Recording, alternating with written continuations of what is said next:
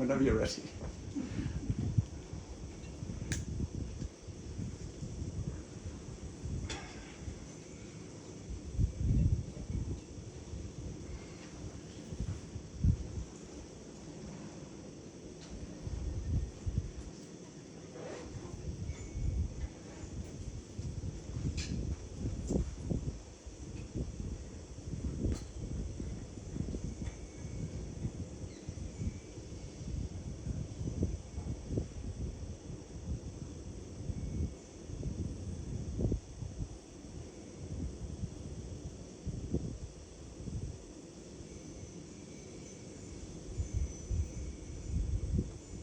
Is this too cosmic? Greetings, everybody. Greetings.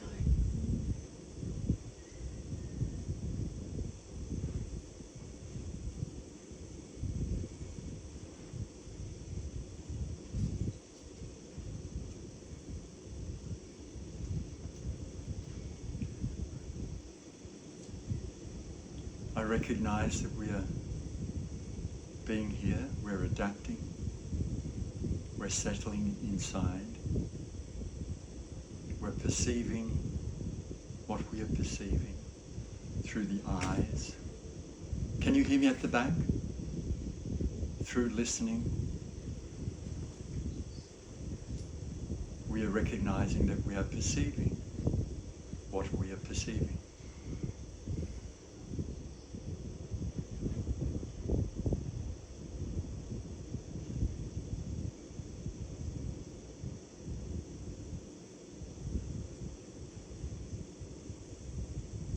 Not necessarily knowing or expecting anything.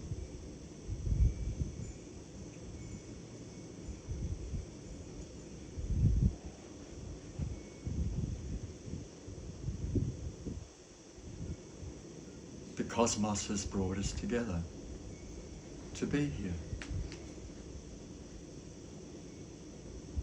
for communion through conversation.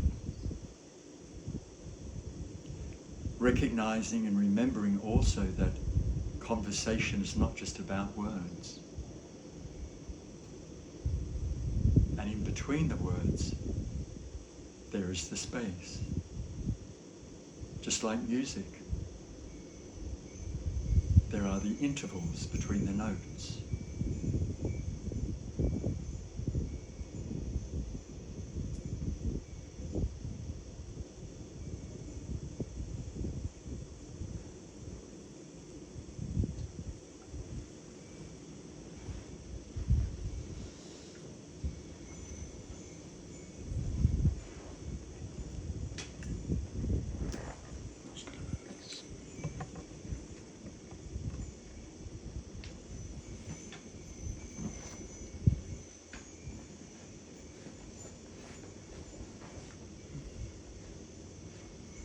That's a bit of profile anyhow. Oh, yeah.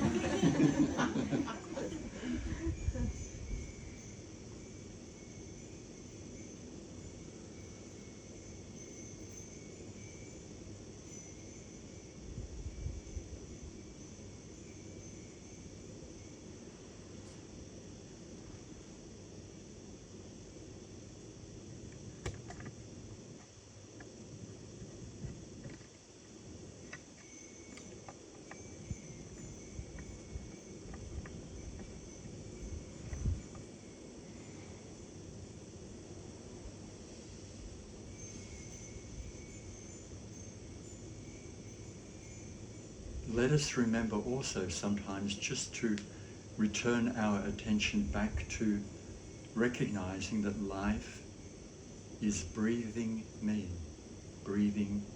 through this body. And we are here to be in communion with the cosmic mystery through life as it is entering this body.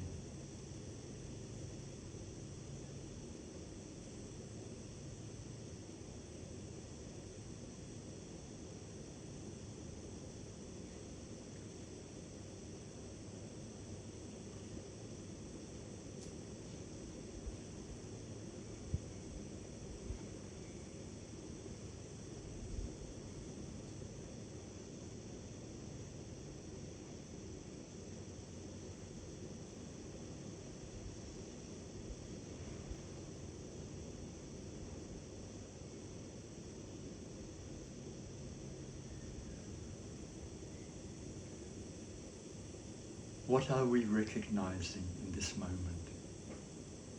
What do you see? What do you sense? What are you feeling? What are you remembering in this moment? What are we remembering together?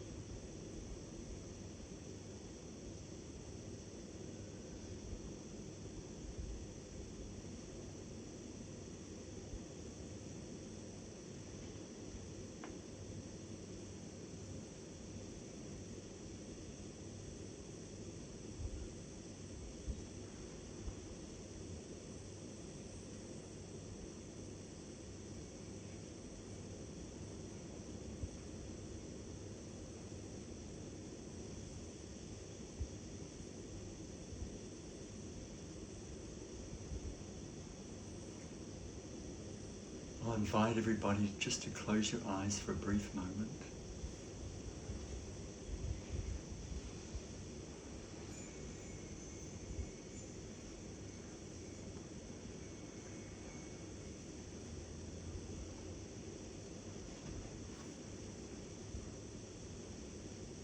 Sometimes you will hear the speaker sing,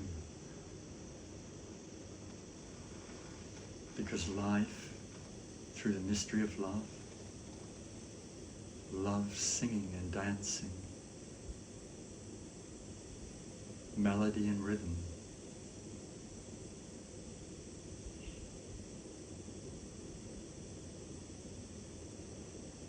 Just being here,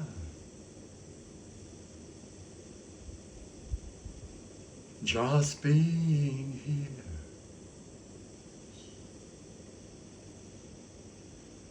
in this very moment,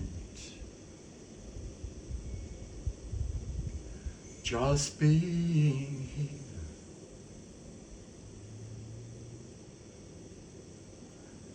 Delighting in the joy of life, celebrating the gift of love, delighting in the joy of life, celebrating the gift of love.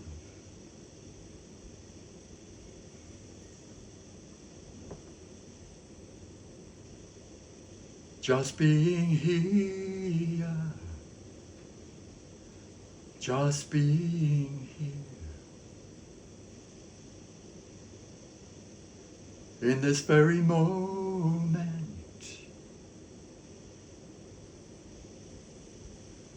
just being here.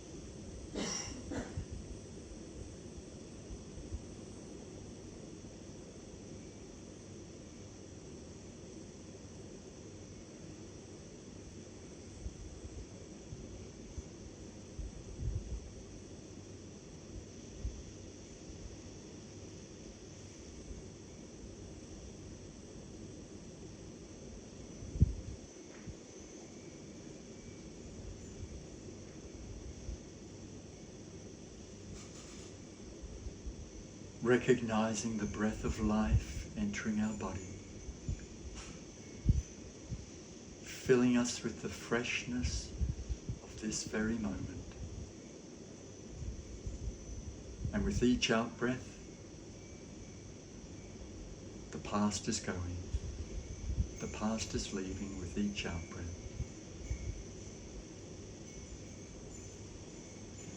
And gently opening our eyes when you're ready, if you feel to.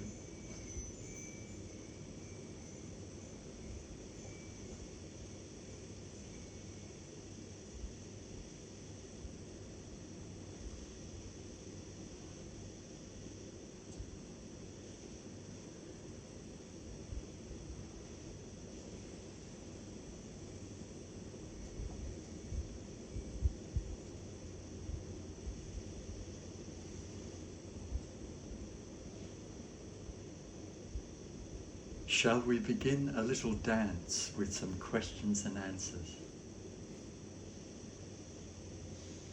If you feel to.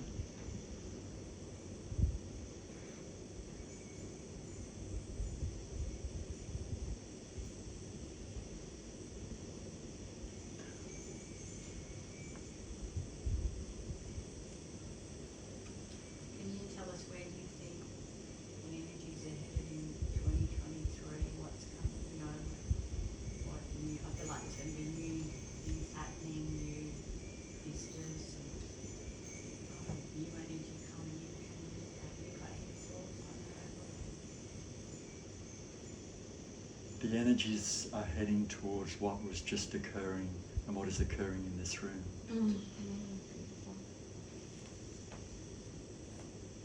This is where they're heading.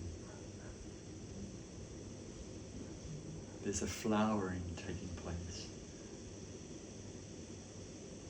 And I'm reminded of the symbol that the lotus arises out of the mud.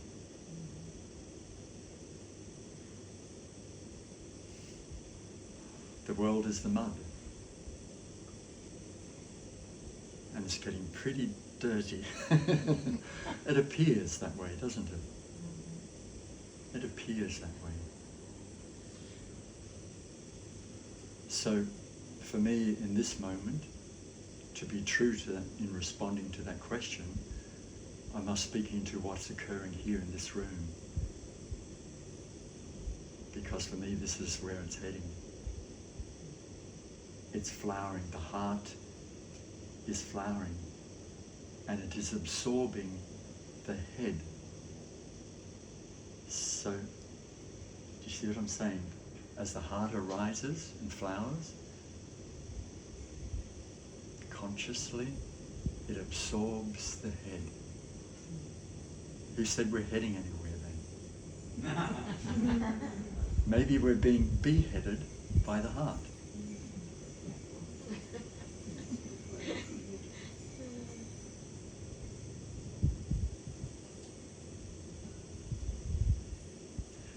And in one sense, this is the strength. This is the real ground, the real fertile soil that we need always in life.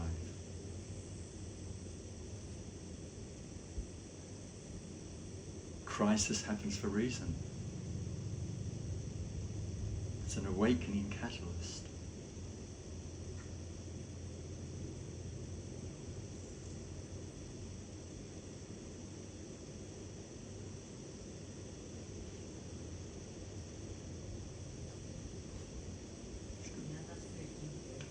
Thank you.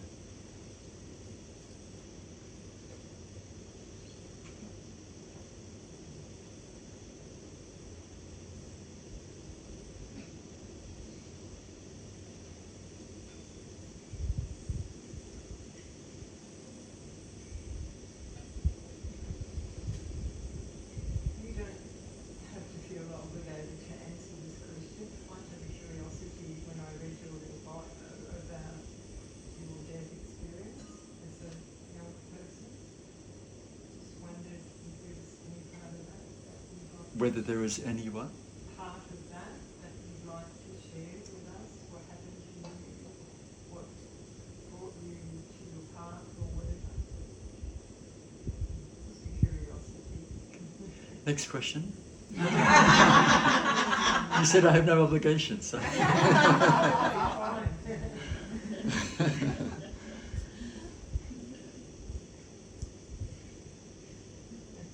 Ask the question again. Whatever comes to mind. Around the car accident, is that what you're speaking about? Yeah, well, I'm guessing it was a car accident where you, what I read was that you actually died in the process. And then that launched you into your path of whatever you've done since then. Yes, yes. So if there was anything profound that perhaps was significant, I mean, I'm sure it was all significant, but yeah. Many people quite often ask me, oh, did you have a near-death experience? Did you see the light at the end of the tunnel and all that? And there was none of that. It was something else.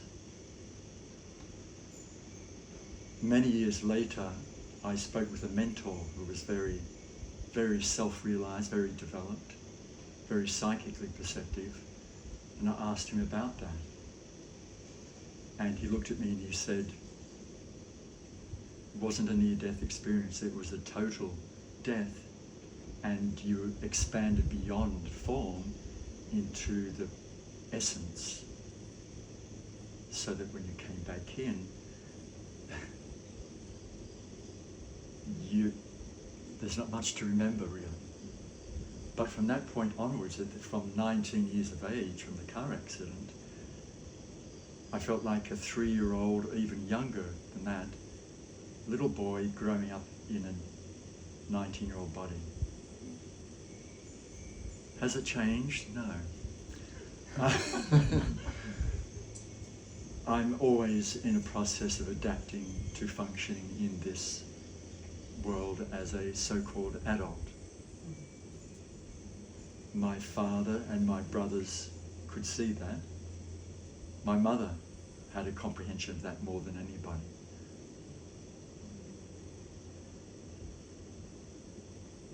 that side of the head was quite damaged with all the nerves. So the left hemisphere was under a great deal of sublimation, which is the right side, you could say. So the analytical side wasn't functioning so well. To the point... It was a gift. Yes, it was a great gift. To the point where there I was in college at the age of 21, electronic technician course. I was one of the top 5 people in the course. And there I am listening towards the last year, listening to the teacher speak. And all I could hear was the sound of his words, no comprehension of what any word meant. I was just hearing the sound of his voice. And I'd feel this belly laughter coming up. And I would just laugh and laugh. And I'd have to run out the room, go to the bathroom to settle down. I knew what was occurring. I was entering a state of what's referred to as no mind. And so there's like a well of ecstasy that was coming up. Not very good in the middle of a classroom. And it happened many, many times. Until finally I had to look over at my classmate and ask, what did he say? And then my classmate was trying to tell me, and I'm hearing the sound of words again. And I start chuckling again. 2 weeks of that, and that was the end of court on that. So I went home to Dad and Mum, and they were still looking after me because of the car accident. And I said, sorry Dad, but even though you're paying for the course, I can't do it anymore. I have to live a spiritual life now. So here I am telling a detective senior sergeant, officer in charge of the police force, prosecutor in the courts, who's paying for my course, sorry, I can't. I have to live a spiritual life.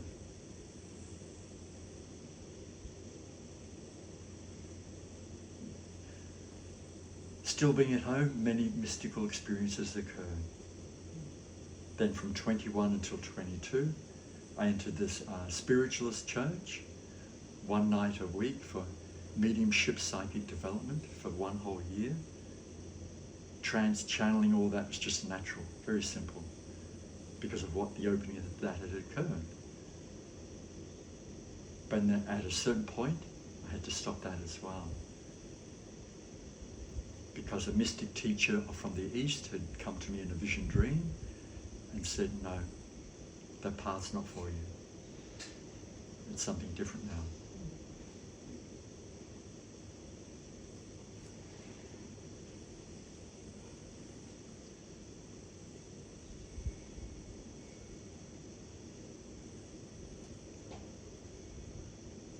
There's still no memory of even hitting another car. No clue what happened that night. Do I need to remember? At this point in time, not necessarily.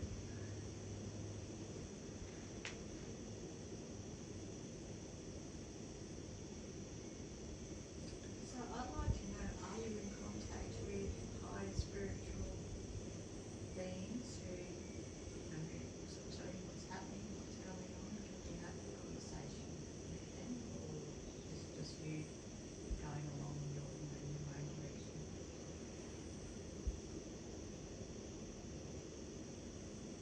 I'll answer that first with a question for everybody, yeah? And then I'll come back very specifically to that. When I was sitting here, before there was a real speaking, what were you recognizing in the room? What were you recognizing as I sat here? What were you perceiving? Can anyone speak into that for a minute? Peace.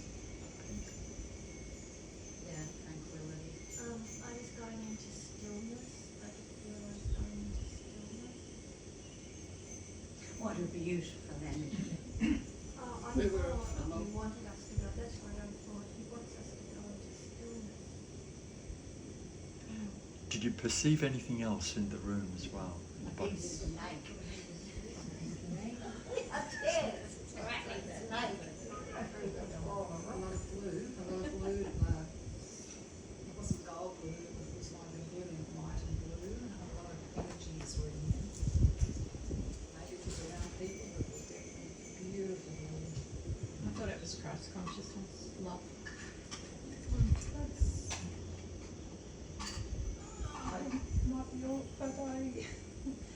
of my friends shared this photo of Jesus from overseas, and to tell you, I have to take a photo of you and send it to him because it looks like you.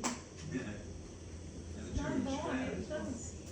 Really freaked me out. I had to keep staring at you, the resemblance of this photo that he's sent me.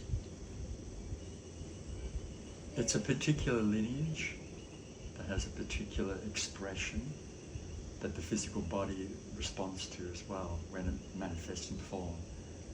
The Christ consciousness lineage, going back to the Essene mystery school,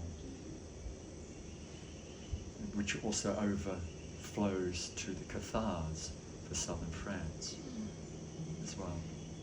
So there's an element of that.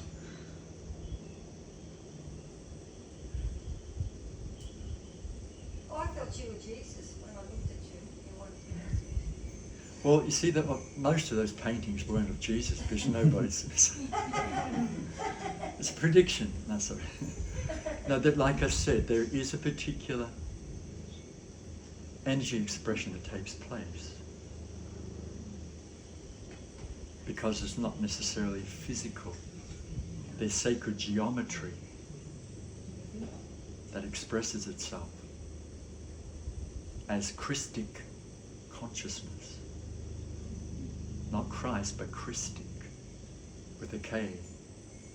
Christ consciousness. Crystal star, the Christ star. A lot of this we have been, what do you call it? There's been a hijacking that's taken place for centuries. We've been distracted, thrown off, out of alignment with a lot of memory. I feel here in this room heavy. The air is heavy here.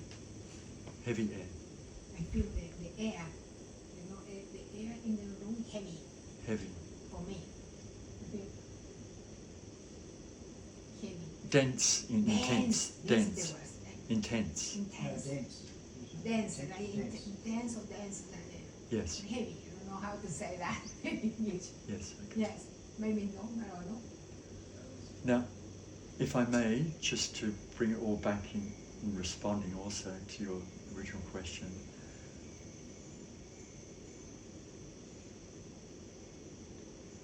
Many of us may refer to the Pleiadians, Arcturians, Andromedans, Syrians, Venusians, many others there can be. There are many other names.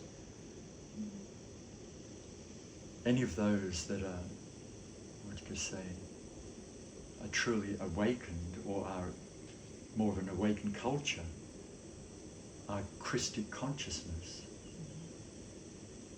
communities.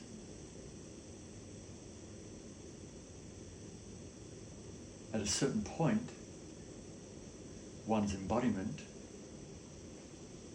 and this is for myself I'm speaking of, can act as a host, a vibrational frequency host for multidimensional realities. So many times when I have been speaking in different countries, different people, depending on their lineage, their background, their past remembrance, may tune into something that's relevant to them because they're sensing it through me. Somebody else might recognize something different because it's flowing through this embodiment also. That's why I say it's like a multi-dimensional hosting, so to speak. In Los Angeles, on one particular event, I was teaching, anchoring into being, event just for a group of friends, basically. They wanted me to teach before I left Los Angeles.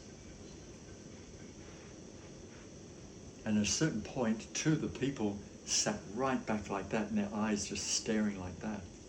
And they were staring down at my body. And I watched that for about 5 minutes, and then I stopped and I asked them, what's happening? And one of them said, I'm seeing right through your body. And I'm watching the cat in the room seeing the cat through your body but behind you. And then the other person said, looked at that person and said, I'm seeing the same thing. That also explains why many times I may be unable to lift up a glass or hold something when I'm teaching, or when I'm being a host, when I'm being a medium.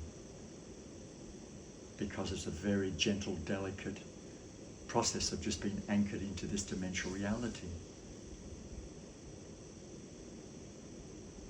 Now, I've looked into this all my adult life, asking for more feedback all the time from different clairvoyants, mediums, astrologers, psychics, visionaries, all over the planet, wherever I go to teach, asking, what are you seeing? Because I see the response and sometimes great reactions from others. What's occurring? Because I feel like I'm just, also on some level, I'm just like a little kid. I feel like I'm just a little boy just wanting to love others. It feels like that.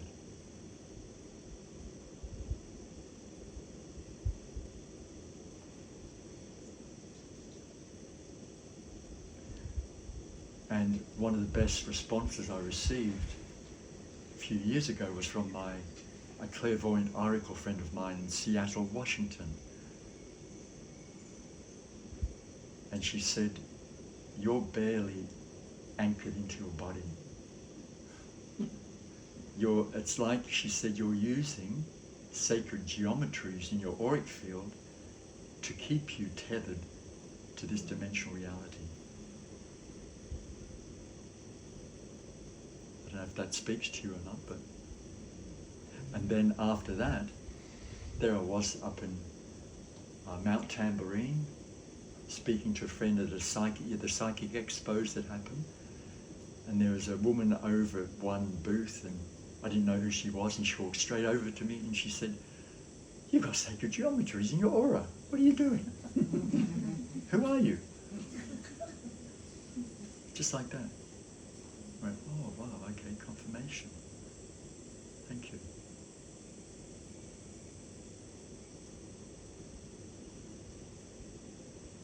So, also for part of the answer also, in Sydney, I was part of a commune at one point, a dedicated community, and I wasn't fitting in properly, as usual, not fitting in. Even in that community, they were doing their meditations. So one of my friends said, why don't you go see this man who is a Kriya Yoga teacher, who's very clairvoyantly open in Sydney. And he's got a great reputation for being able to see all the different beings and entities in the auric field. I thought, great, somebody I want to see. So I went to see him. And as I'm sitting there in front of him, he just kept on looking above my head all the time. And he kept on doing, he's going like this. And I asked him, are you okay? He said, yes, but are you aware of all these entities and beings that are they're all around you, they're wanting to come through you? I said, kind of, at times. It just feels like, well, that's my life. They're part of me, I'm part of them, but I'm not tuning into it. And he said, you're a host. It's like, I've never seen anything like it, he said. And I said to him, is that why when I get onto a bus or a train, people kind of look at me and then they look away like that? They can't look at me for long? And he said, yeah.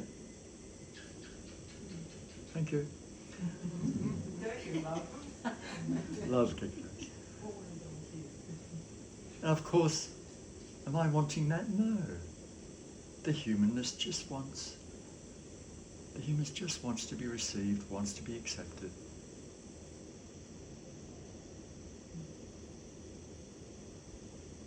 But as things flower, as life is revealing itself more and more, there's more responsibility, more recognition of what this one has been designed to be.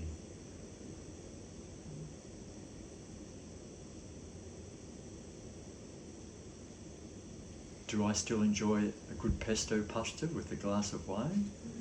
Yes. Can I get through that glass of wine? No. I try to, but I can't.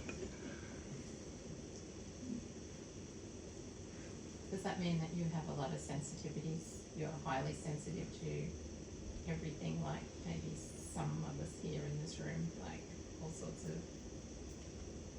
everything, drugs, supplements, foods, like alcohol? Over the years, there's been an exploration and exploring of different ones. And the last time was on Maui in a dedicated ayahuasca community where there were about 12 people. And I was the overseer, I was the counselor for them, and the bringing sound healing into the ceremonies. But she knew I couldn't drink it, so she just asked me, just at least have a mouthful.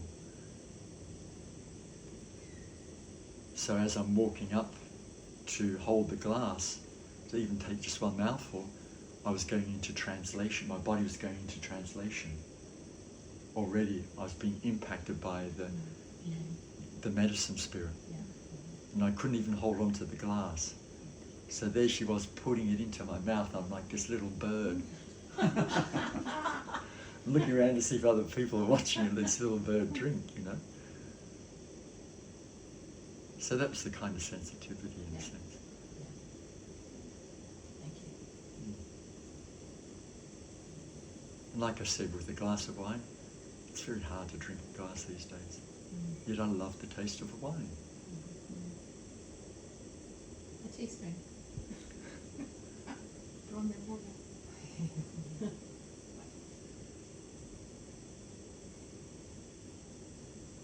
Right now, as we've just been speaking,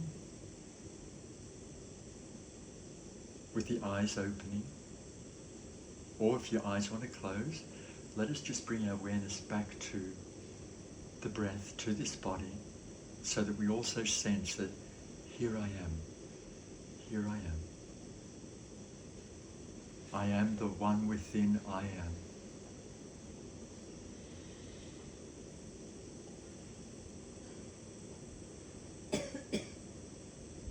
And this one that I perceive to be Shivallah,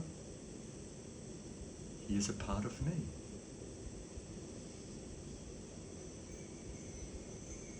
That's all. He's a part of me. And now I'll bring my awareness back to Source through the breath of life, recognizing Source through the breath. For here I am, the one within I am.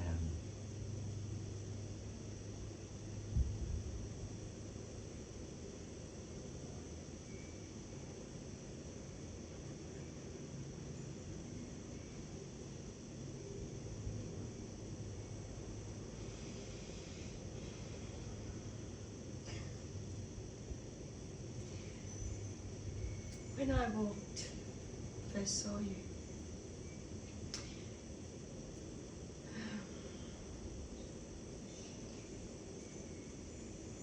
it was like a recognition. Like I don't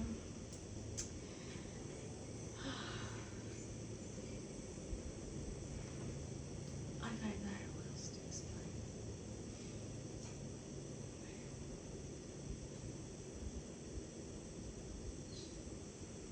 No words.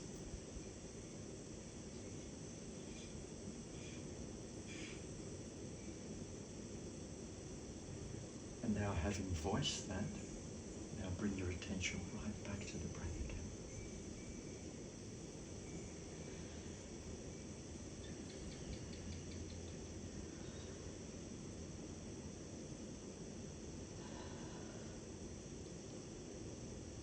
And if tears want to rise, let them rise.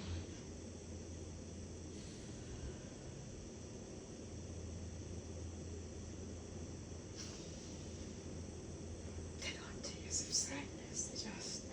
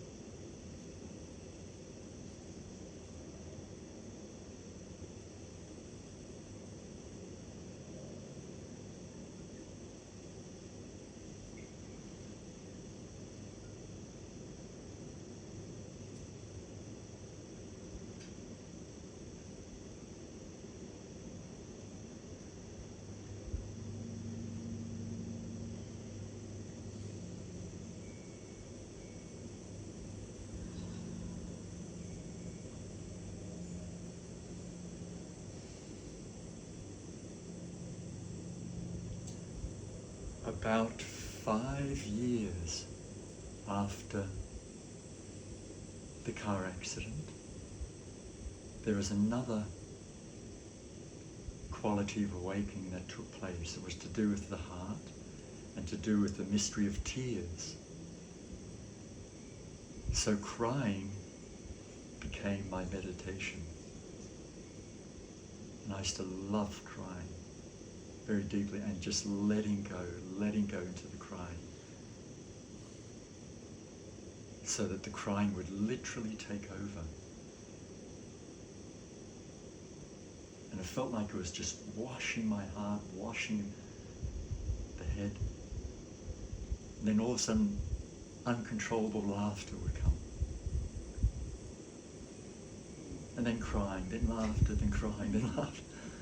And then sometimes together. Are you talking about uncontrollable crying, body racking, or are you talking about tears just rolling down your face? Howling crying. Howling crying. Howling. Very, very deep. Soul crying, you could say. Soul So crying. Face contorts and everything. I don't know, I never saw it. No, you didn't feel like Thank it. goodness there's no mirror around. You know, sometimes it felt like pain, like I was releasing suffering for my mother, suffering for my father, suffering for my brother, suffering sometimes for the world. And at the time, about 23, 24, just a couple of years ago,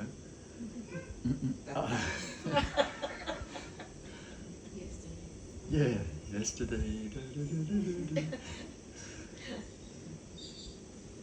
I went to see a psychic healer who used to go traveling astrally with his 5-year-old son. Beautiful man to see with his blue eyes. And he used to astral travel with his 5-year-old son. They'd fly all over the place, very consciously together. So I went to see this quality of man. And I was telling him what was happening with all the crying and everything. And he said, and he looked at me and he read my aura and he said, you're going to start releasing a lot of the suffering for the land also. And for areas where there has been suffering with humans and Aborigines and whatever other cultures have suffered in those areas. Even for the towns or the cities. And he said, just let it happen. Let it happen. And at a certain point there will be quietness. There will be laughter. There will be serenity. There will be peace.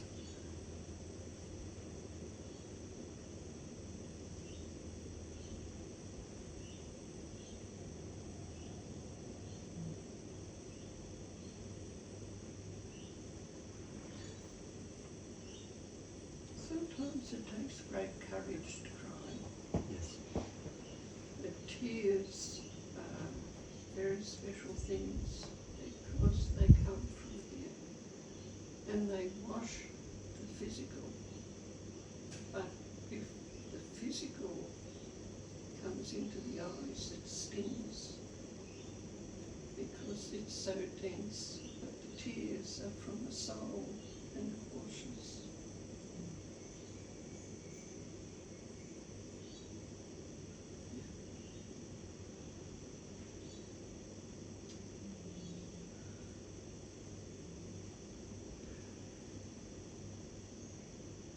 Before there's another question, bringing our awareness back to the breath, so that every time we remember this, it's like we're honouring the one who has just spoken, and we're absorbing that, inviting it right back to source, but we're also centering, coming back to, here I am.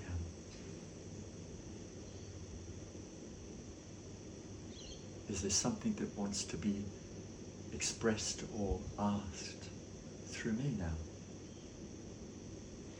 Or am I simply delighting in being poised in this very moment? Poised in a quality of absorption.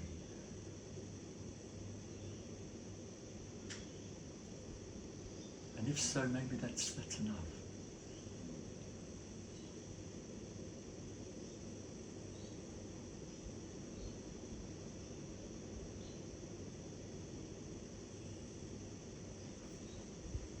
Can I just say that when I gave you a hug earlier, I said I usually get something, and you sort of said, what, and did you get anything?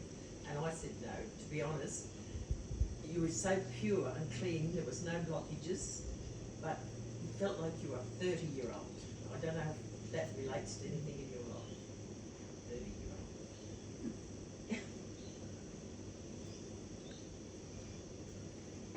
Funny you should say 30. Did you feel 30?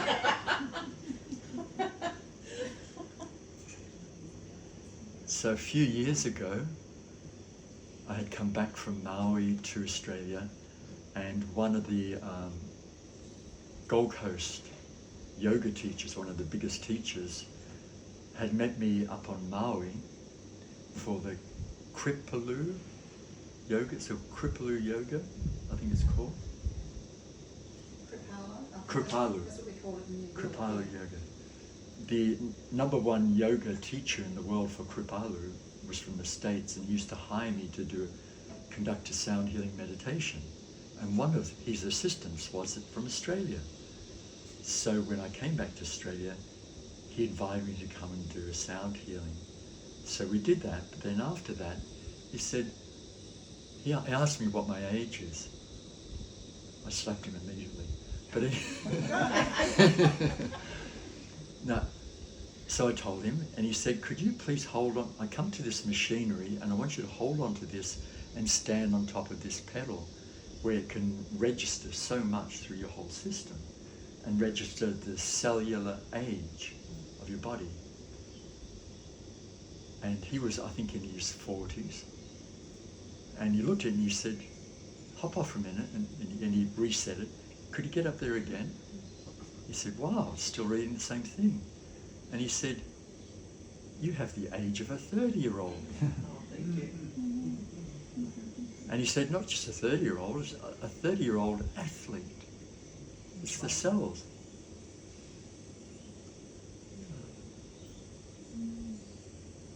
And I said to him then, why am I getting all these white hairs though?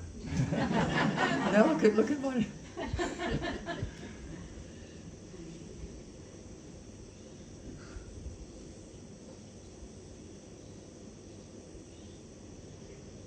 Thank you. Now bring your awareness now back to the breath again. And thank you for it. May I ask a personal question? When you said you told your father what you wanted to do, how has your family reacted towards your lifestyle? Have they moved with you or grown with you? In one sense, I was originally the pioneer for my brothers being involved in a particular spiritual lineage. My father eventually, many years later, opened up to it very deeply, and he loved it very much.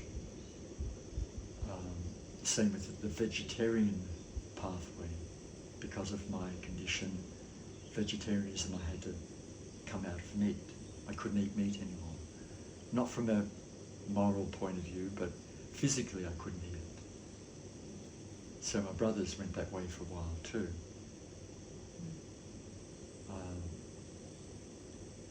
They don't really know what I conduct or what it's like to see me in an event like this.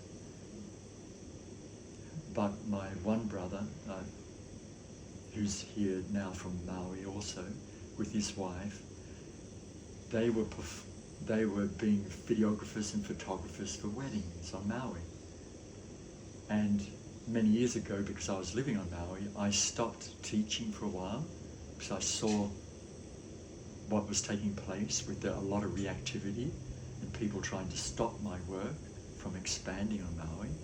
There was a lot of malevolent interference, and I received that confirmation from many others. So I stopped. I thought, no, I don't want that anymore. And then my new partner was a wedding manager of the Four Seasons Resort. And I never believed in weddings at all, never believed in marriage. But like a good partner, like a strong woman, she kept on nudging me. You've got to do weddings, you've got to do weddings. Just bring your style into it. So after 10 years, over 900 wedding ceremonies. All types of wedding ceremonies.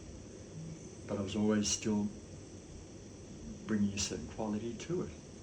And funny enough, many people could notice that. Even brides and grooms, even bridezillas, even groomzillas. They would notice that. So they started commenting on the peace they felt. And I thought, that's very interesting, they're commenting on peace. They were noticing that more than anything else. So I realised, okay, it's coming through. Where am I going to with this? What was the question?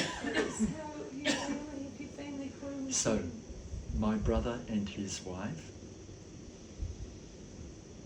they started to gravitate into that. And he was a very famous painter and artist in Hawaii. A wonderful painter, actually.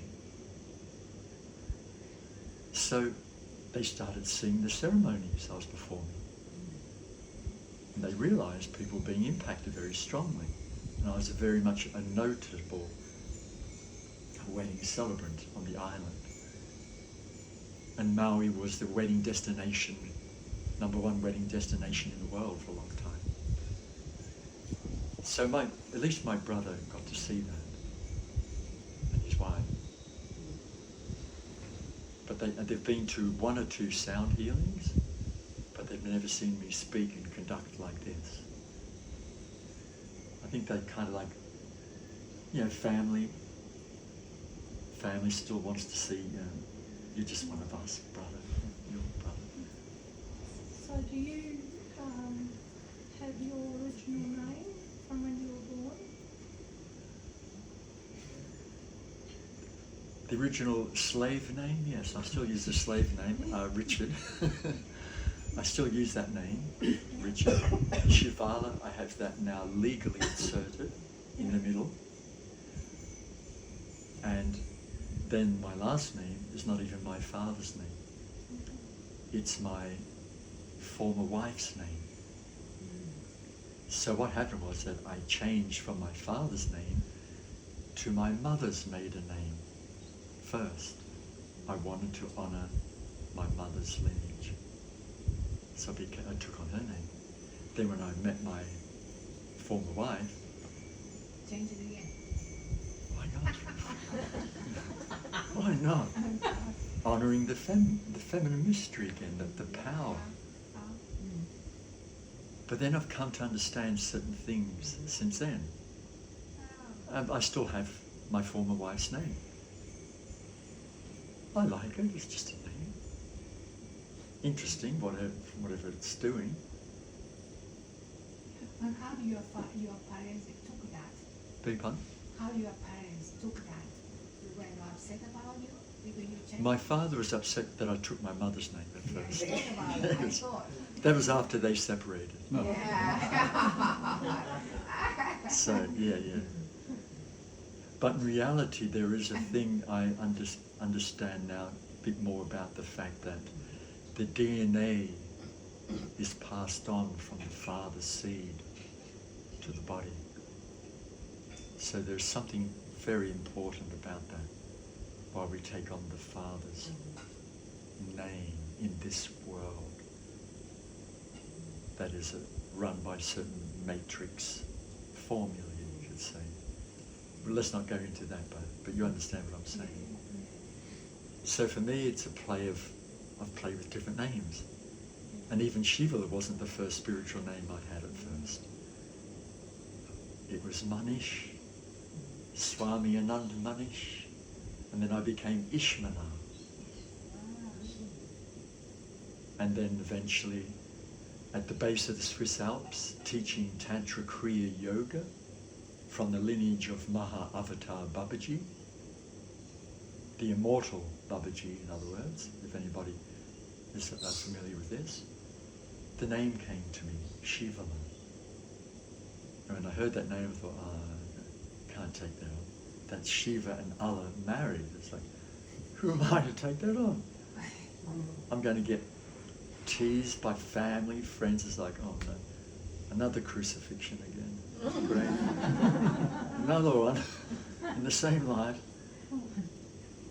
But then I was asked by that Tantra Kriya Yoga teacher to come to Canada, from the base of the Swiss Alps to Canada, to teach a teacher's training.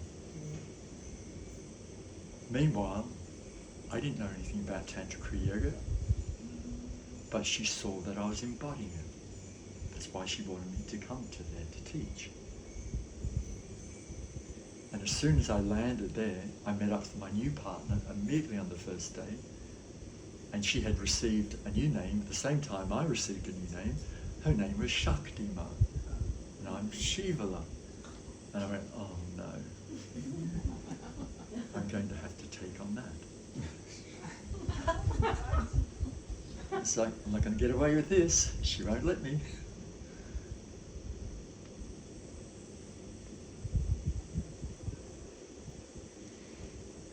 Bring our awareness back to the breath again.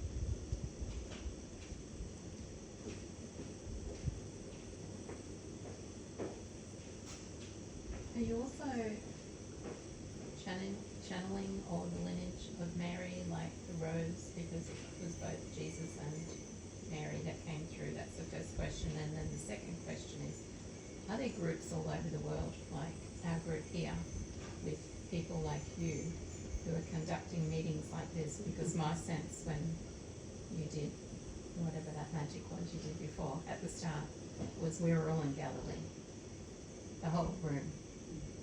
And it's like, and then my sense was this is happening all over the world. Could that be true? Which question would you like to assign yes to first? Probably the second. Okay. Now for the first one, would you like to assign yes to that one as well? Yeah. Okay, let's do that. So it's yes to both. Yes. Oh, okay, thank you. Beautiful.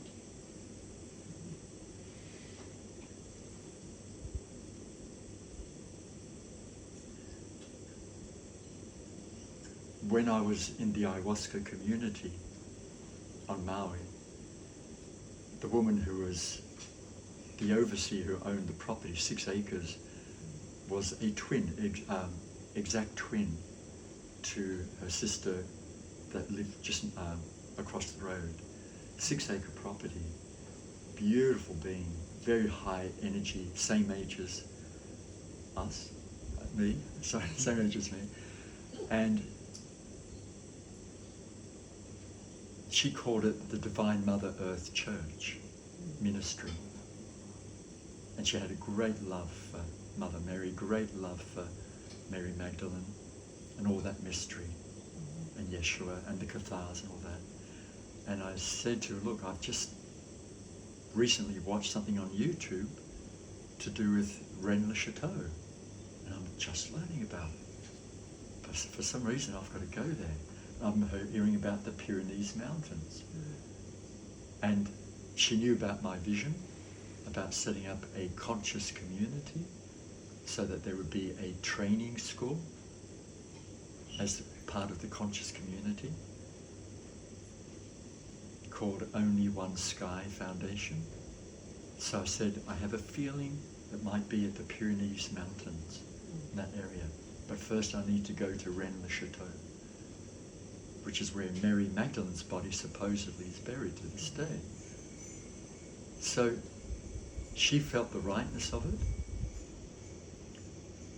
and she said, I'm going to sponsor it for you. So she bought me a ticket. So first I'm looking online for economy tickets, right? As I do, look for economy. And I came to her and I told her the price, and she said, no, you're not going economy. You're an ambassador. You're going first class.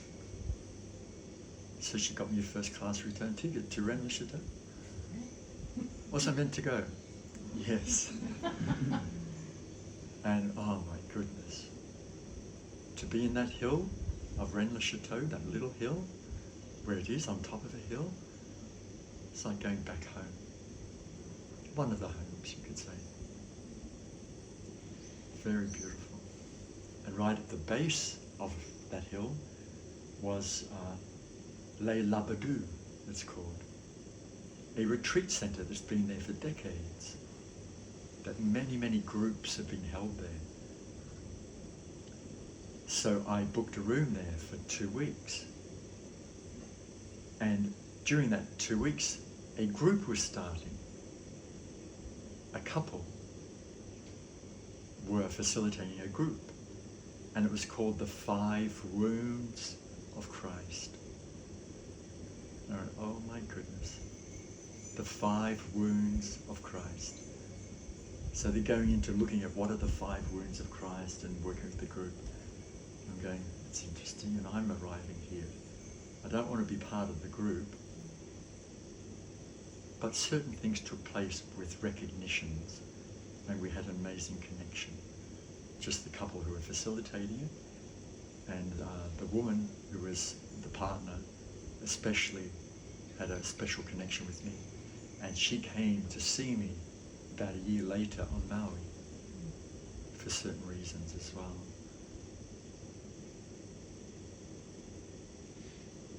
So when you're ready.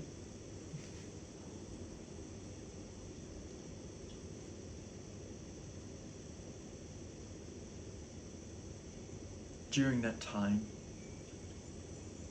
I had access to a whole lot of books in that room that I was in, and one of the books was supposedly channeled by Yeshua's grandmother, who was called... Claire Hartsong. No, the grandmother. Yeah, Anna. Yeah. Anna. Yeah. Right, whereas Claire Hartsong, I think, wrote it. Yeah, channeled it. And so I get the book and I just do, like the old tarot.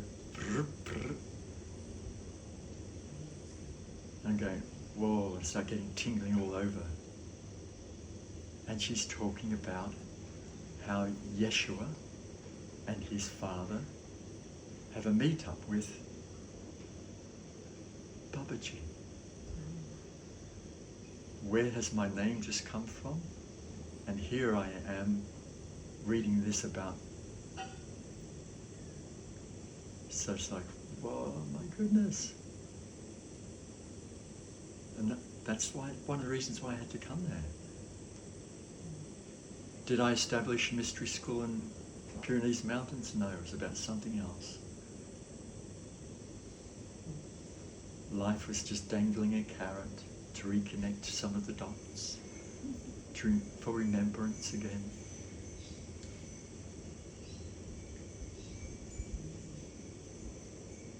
I just wanted to ask if you need a break, or you're happy to keep going.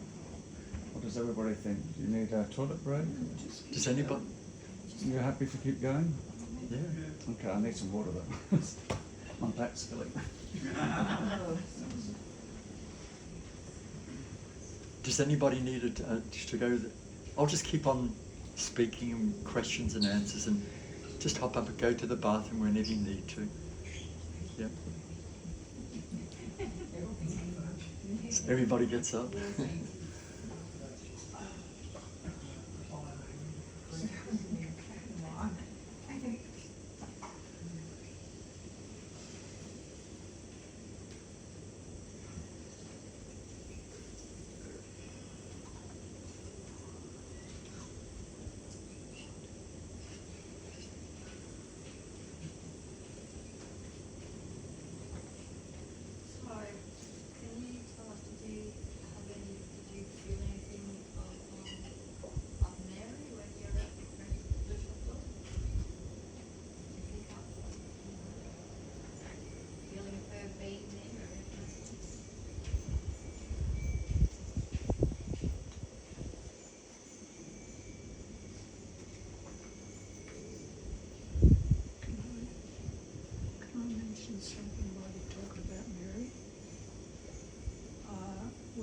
please. But just hold that for a moment, if you could. Just hold that. We'll just, there is a question being asked first. Let us have, once she finishes, and then we'll continue. So ask that question again. I was just wondering, while you were there in the Pyrenees difference, did you pick up any communication or connection with Mother Mary on the way?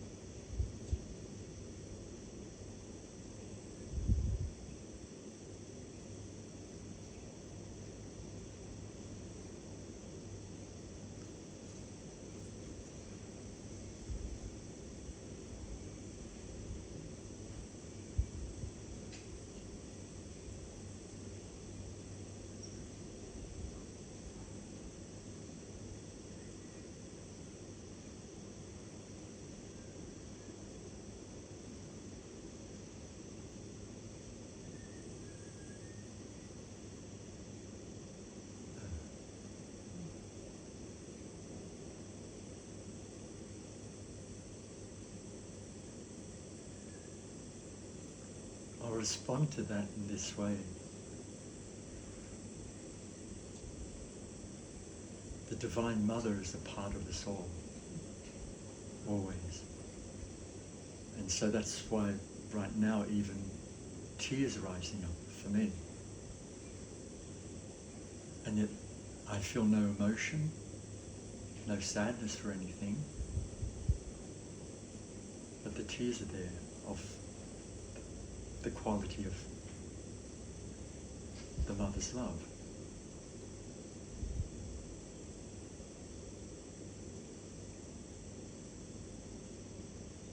Two more pieces to add to that so you can understand where I'm coming from, how I relate to that question. For the first 2 years of my life, my mother very rarely placed me on the ground. She carried me all the time. She just instinctually did that, which apparently is certain African tribes do that for the first 2 years. They don't place the baby down on the ground. When my father would come home, he would then take me. So it was a very unique sort of experiencing. So the mothering was very deeply, what do you call it, imprinted and ingrained inside the cellular memory of the body. Then many years later in Los Angeles, I was invited by Thomas Wanwolf from the Taos, New Mexico region to come and live on his sacred land, sacred American Indian land. And during that time, I was sitting one night, this is a very high desert area in Taos, New Mexico. I was sitting with his wife, who was very clairvoyant, extremely clairvoyant woman, and she was telling me about Thomas being a male embodiment and representative for the Divine Mother, and a natural resonant connection to Mother Mary. He doesn't think about it, he just is. And then she looked up at me and she said, "You are too. You're an unusual embodiment for a man, representing the Divine Mother principle." And inside, I also then at that moment had tears rising up, like there was a knowingness for that. I wouldn't want to try and describe how that is so.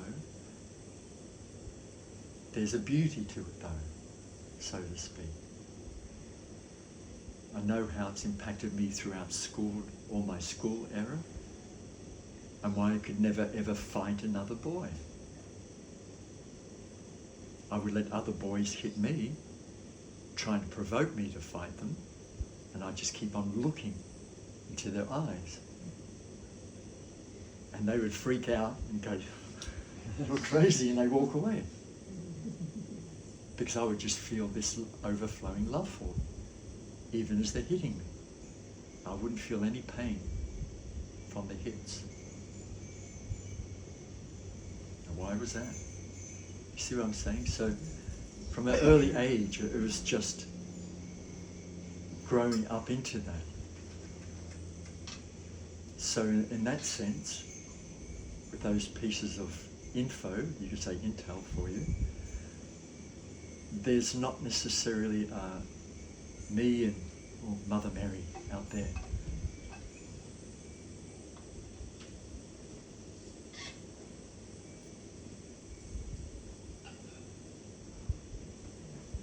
And yet, there are times like what took place in responding to that question, unexpected welling up of the mother's love, of connected to Mother Mary, connected to my blood mother, who was one of my guardians, and to others, Mary Magdalene, Divine Mother Principle, Source.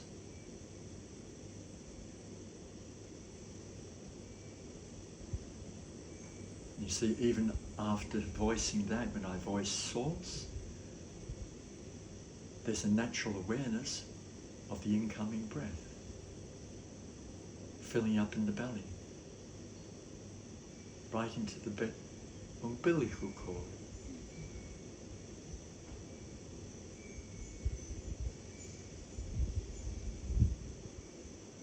That's why I invite us, all of us, to every so often bring your awareness back to the breath, to recognize how life is entering this body, expanding the belly, so that we reconnect with the Mother Principle and just sit in an absorption with the Divine Mother. Recognizing that in this moment, I am equally loved as my sister, my brother, my sister, my sister, my sister, my brother, equally loved. It can never be otherwise. That's why there is an importance to the subtle remembrance of breath awareness.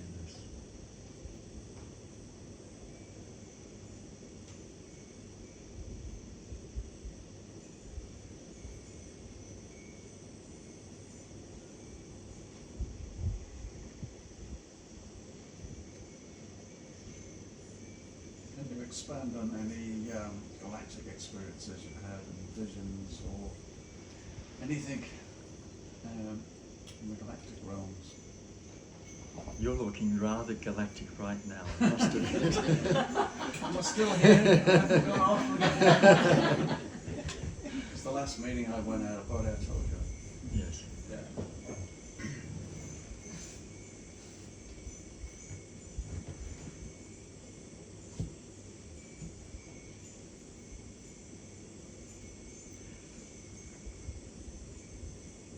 We come together here, naturally gravitate together to form a very unique, unified energy field.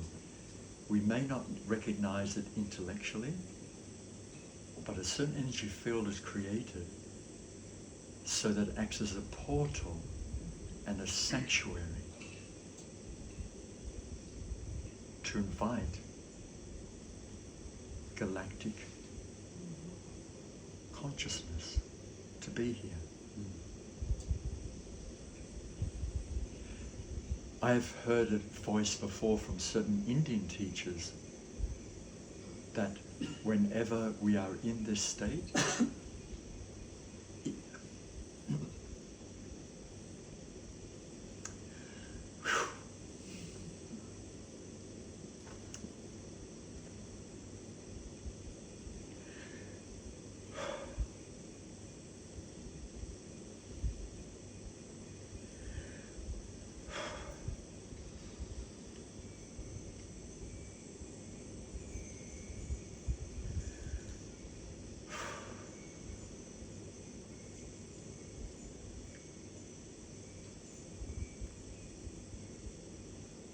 Even the trees and the flowers bow to us. Even the nature spirits bow to us. The galactics celebrate us.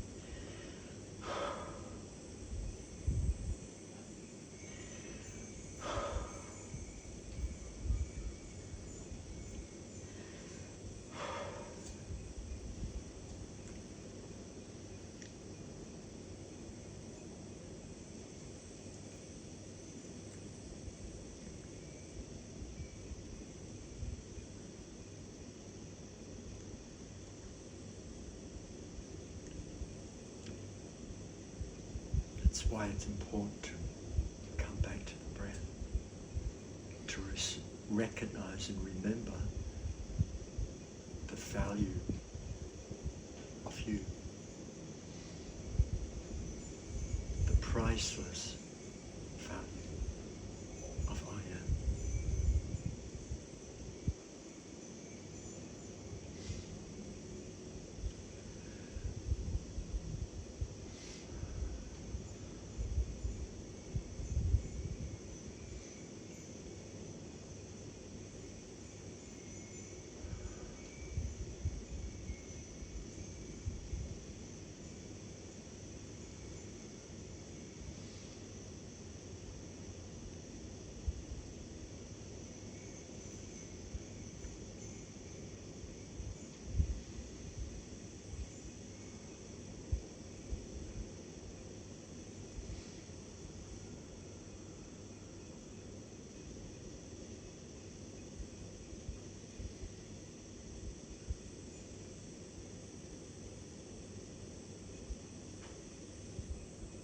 Just wondering if you may have any messages or a message that you'd like to impart to us as a group or as individuals in the group.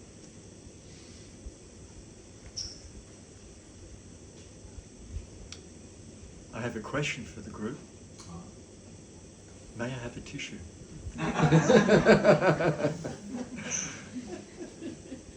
all I have. Or two tissues. You don't need to continuous washing your No, it's not for something else. Two tissues. Thank you.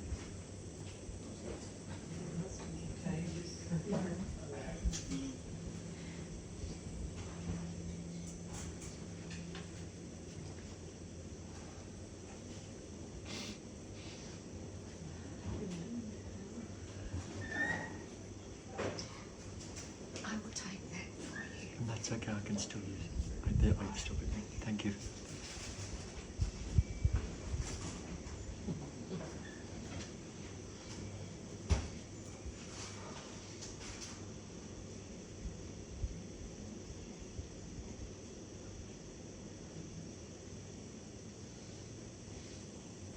So,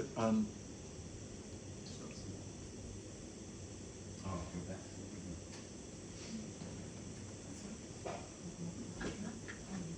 Might as well, yeah. Quicker than passes along.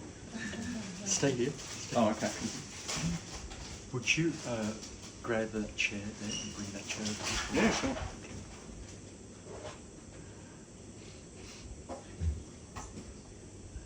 What's it then? Yeah. Thank you. So, you're, I'll just wait for Michael to finish. Michael, you're required. I know, I'm being noisy. No, you're required. Oh, required.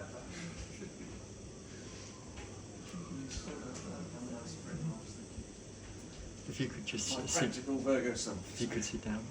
Sit down here. Yeah, thanks.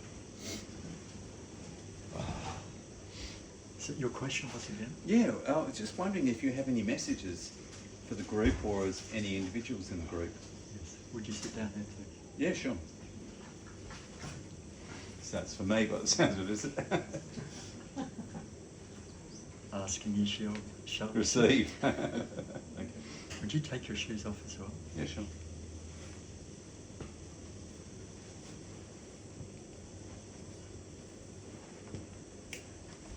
And bring your chair just up. That's good, like that. And now, place your feet on top of my feet. On top. That's it. On top. That's good.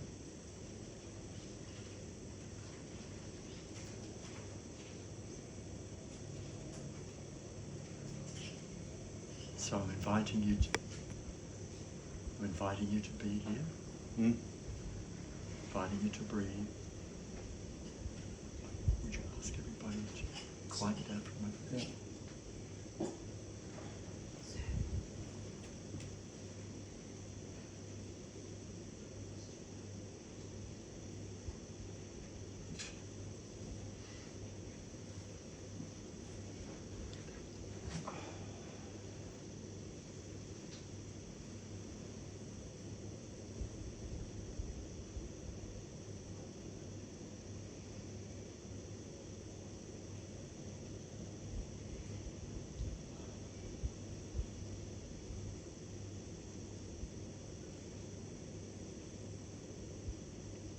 Your name is again?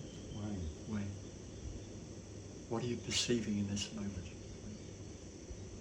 A lot of calmness and coolness.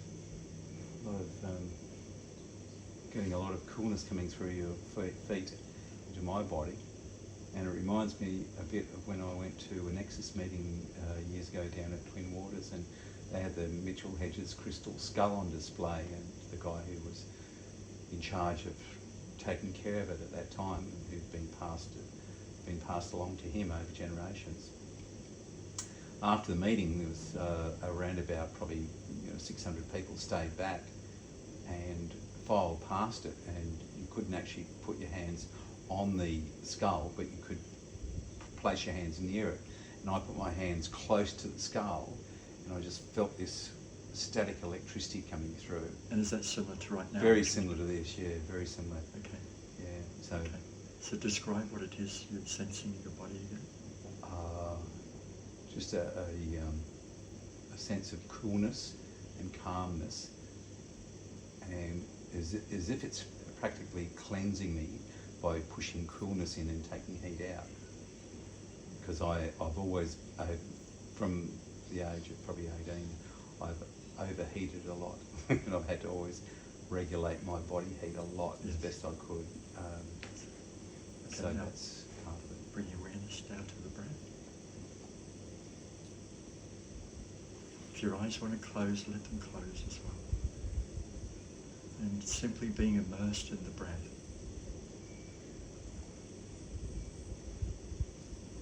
You asked if there is a message for somebody. Or the group in general. So here we are.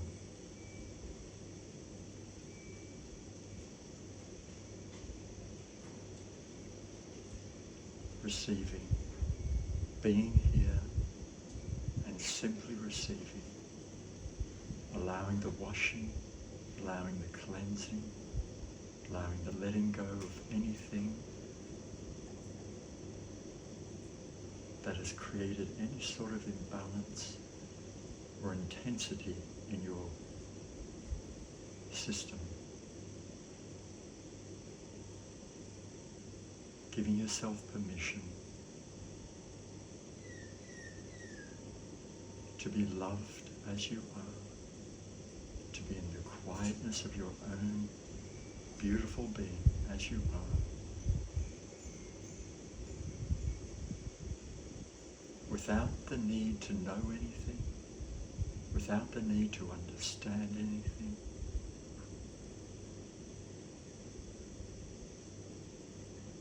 In this very moment, you are simply choosing to be in peace.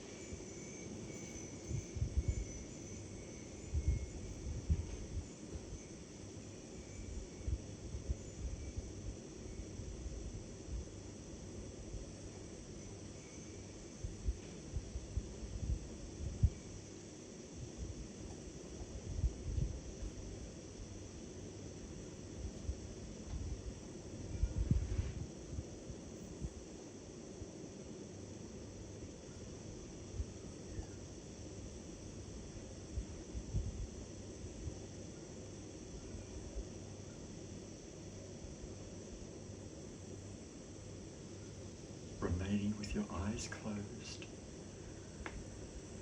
I'm going to sing a very simple verse.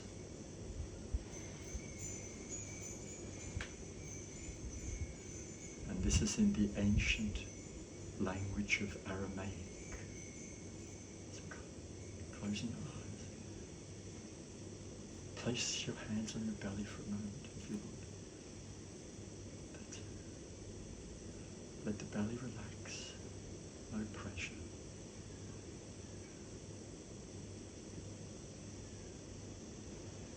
Inana lachma teheye. Inana lachma teheye. Inana lachma teheye. Inana, inana. Inana, inana. Inanna, inanna, inanna, inanna, inanna, inanna. I am the one within. I am the one within. I am.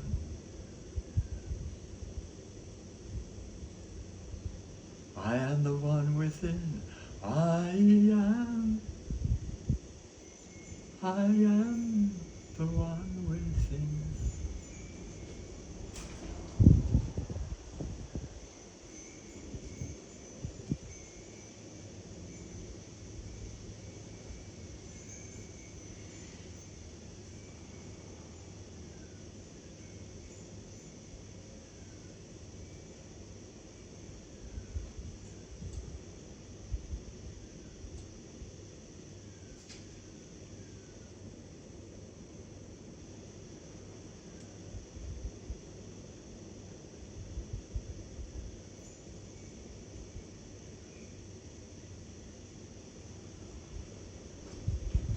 Taking a long, deep breath and slowly opening your eyes through the out breath.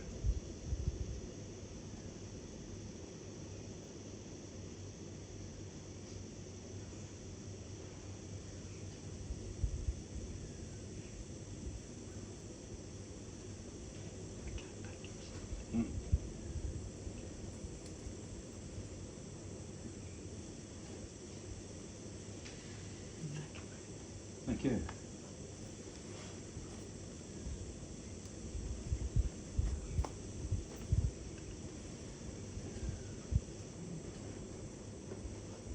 Take the chair.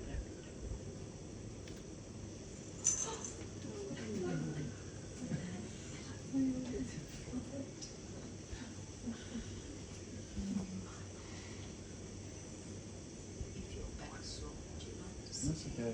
I'll just stretch it.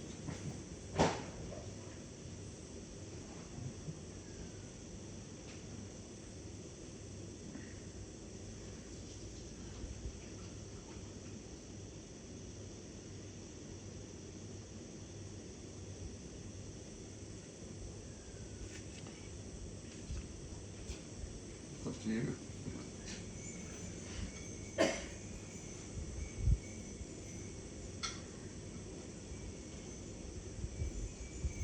So just in a few words, or a sentence or two, what did you experience or recognize through this question and answer response? And what we held, the space we held here together? Well, what I felt earlier on, for a start, not obviously it's more has accumulated since then, but from the start, I noticed that in that silence at the beginning, that was a sense of everyone being together in harmony because there was no words spoken.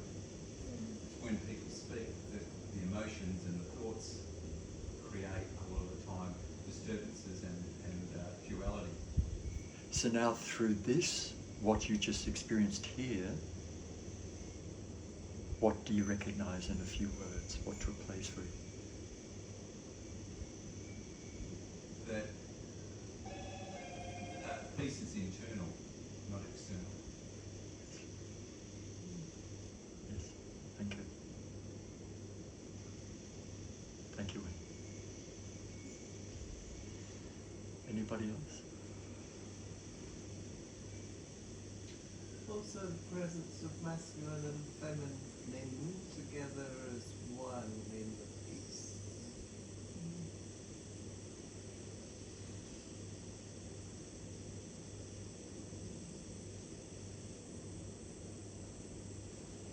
What one person experiences, we all experience.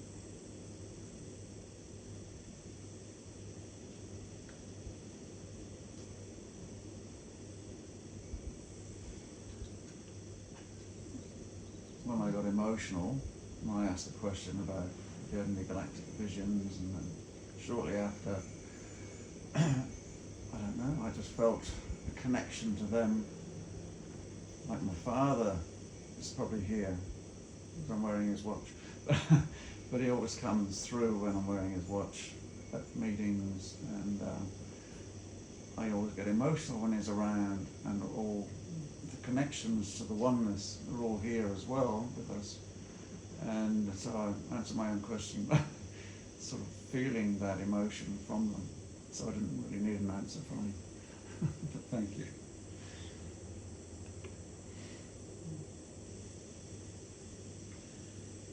If I may, you keep bringing us back to our breath, and that puts me in mind of, as we're breathing in all that everyone in this room is breathing in, and when we're breathing out, we're breathing out all that is within this room, and it is so unifying, and there's no separation because we are all breathing each other in and out. And that is taking us into the very depths of our being, or beingness.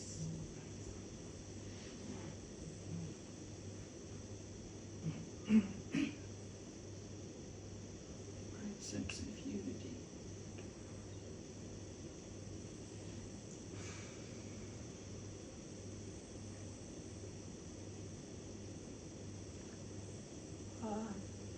Well, I've got sidetracked, but I'm going to sort of continue what's come to me now.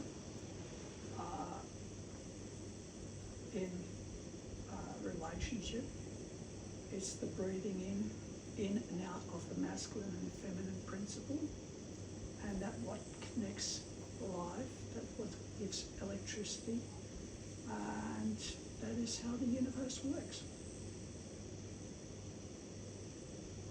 I don't know if that makes sense, but Yeah, thank you. That's true. That's true.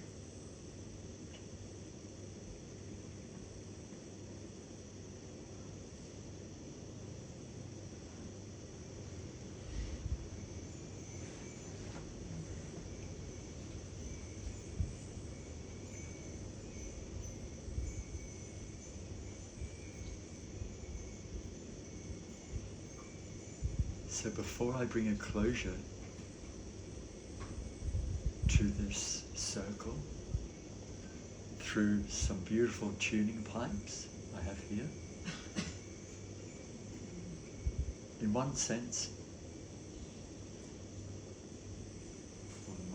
in every sense, there's no need to play them. But I wanted to ask you, is there some question that is just pressing there that maybe somebody can hear it but they're not quite sure whether to ask it, but they want to? I like the fact that even you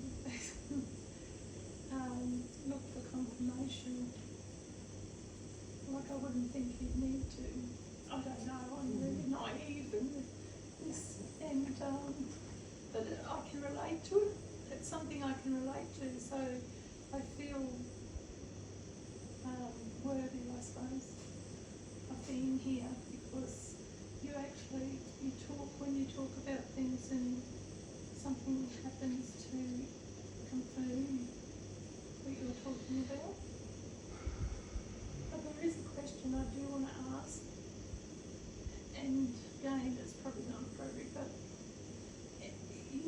to have been on this path right from the start, from your birth, like a clear listening to you. So why did you have to experience the accident? I don't see that, you know, like, because growth was coming through all through. So I don't understand why you would have to have such a major thing happen in your life to bring it all up when it would have come eventually, wouldn't it? Does that seem to, I know, No, it's wonderful. There's also, I could say in response, there are different angles of perception, or different pieces of information I can contribute to that. And they're all interconnected, but it could form a very big story at the same time. For decades, I looked into it, into the complexity of it myself, wanting to comprehend. One of the most important pieces of information that were given to me, though, 2 years, 3 years after the car accident, was when I was completing the mediumship development circle. My teacher, who was a woman, who was a wonderful medium, back in those days, it was all natural for them. Just amazing capacity they had then. She wanted me to sit at two tables full of all practicing professional psychics and mediums. And they're all looking at me and they're all tuning in, wanting to give something to me. But there was one man sitting opposite me, blonde hair, grey hair, beard, moustache, blue eyes, probably in his 70s, just gazing, completely still. Beautiful peacefulness from him. I looked at him every so often, and they kept on looking at what others were wanting to ask or give me feedback. And I had to stop them, and I said, could you stop a minute? I need to ask this man something. And I said, this is in response to your question, do you recognize me? And he said, yes. And he was completely still, even then. I said, where from? He said, not from here, from space. And inside, as 22 years of age, I'm getting all excited, going, yeah, I know where he's going to go to with this. And I can ask this question and that question. And then he continued to say, this much I can tell you. You've been away from this planetary system for several lifetimes, undergoing training, being prepared for what's about to come on this planet. But you're not ready yet. You need to accumulate human experience to catch up to these contemporary times.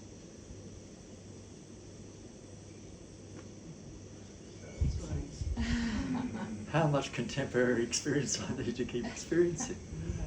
Who knows where it's going to go to? The journey, the winds. I could have been teaching 40 years ago. And in reality, straight after that, another psychic came up to me, recognized, and said, I've been told about you, and I've been told I've got to look after you in my apartment. I've got a spare bedroom. I need to look after you. You're about to go through a whole lot of changes. And sure enough, I did. I couldn't go outside, hardly go outside the house. She had to look after me. I didn't see that coming. It's just been a very...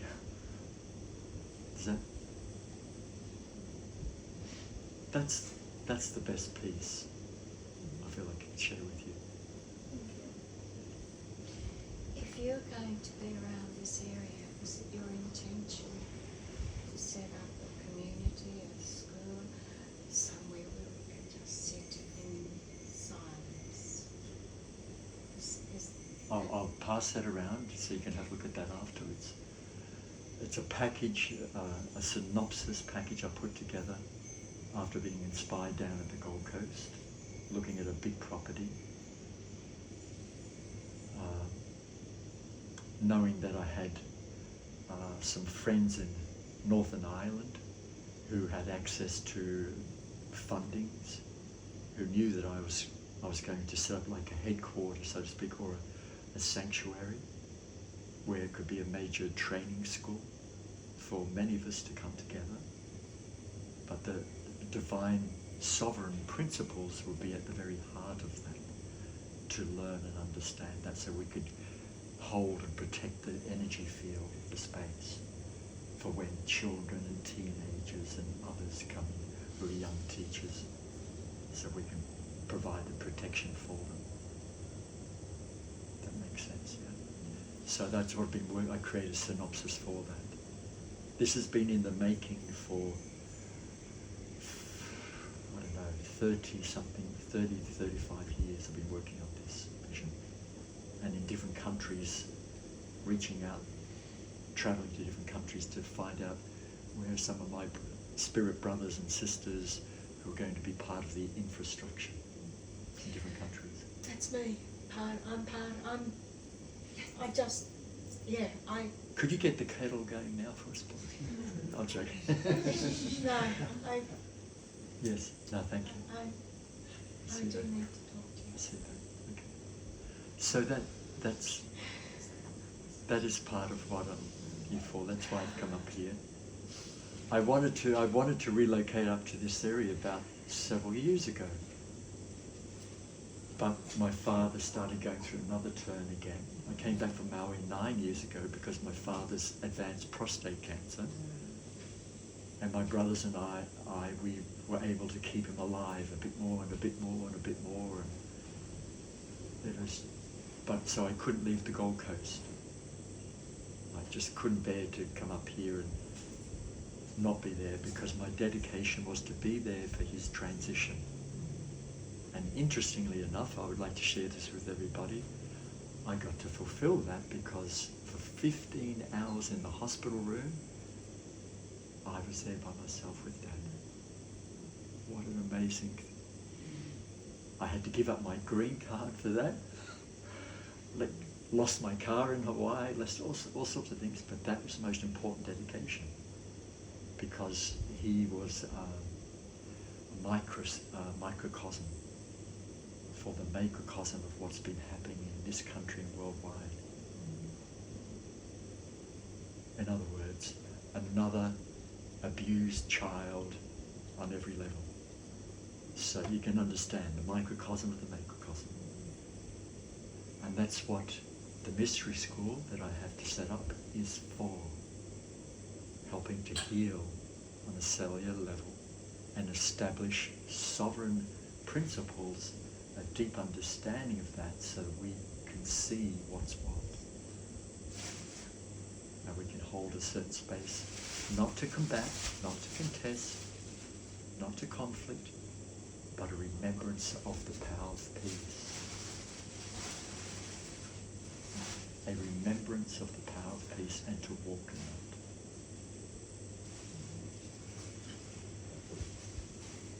So on that note,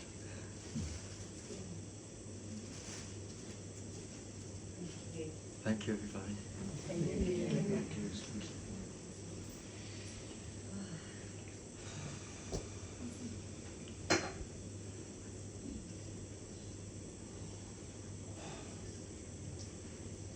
Now we're going to take a break. That was a very good rehearsal. Okay. That was only part one. We're staying here till midnight. No, yeah, we have a break at midnight. Thank you everybody. Thank you, Shivallah. Did you need to do that? No.